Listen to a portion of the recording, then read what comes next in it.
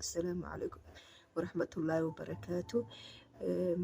My brothers and my sisters, today I'm here talking about a disaster story that changed my life.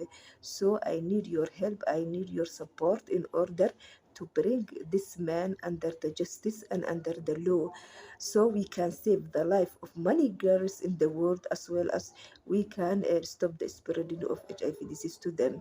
This man, he's a rich man. He's calling Hassan Ali Mahmoud Ceylan. He is carrying Norwegian passport. Sometimes he's using Somali passport. This man, he's traveling to many countries. He's traveling to Gulf countries. He's traveling to Arab countries. He's traveling to Africa countries.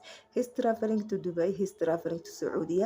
He's traveling to Egypt. He's traveling to Kenya. He's traveling to Ethiopia. So this man is marrying the young girls, those who's poor and need money. So also those who don't have a resident, and legally cannot sue them. So sue him. So by the way, this man, he is supported by his family, and they will attack, and the victim. So I will try to summarize the story.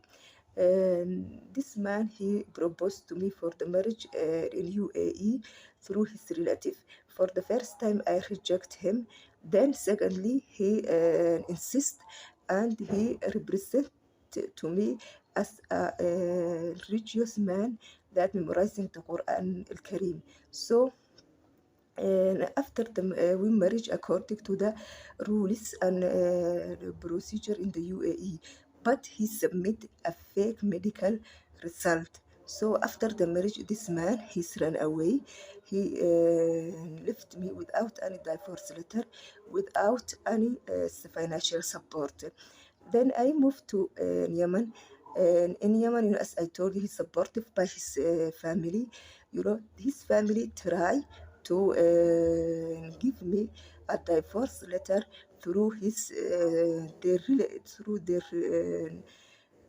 through their relation with some staff in UNCR. So I rejected. So then after that, I raised a legal case. Then those supportive staff in UNCR, they try to cancel my case and to leave this person move freely and to infect more girls. So what I'm telling then I moved to Somalia after the war, and still this family, they want to raise the case against him. So and they have relations, and this man have relations with some people in some countries. So this person should be brought under the justice or under the law, and should not left freely.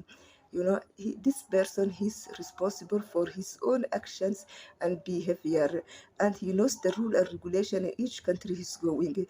So our life, is not the hand of the others. I hope one day this man, he will be under the justice. Thanks a lot.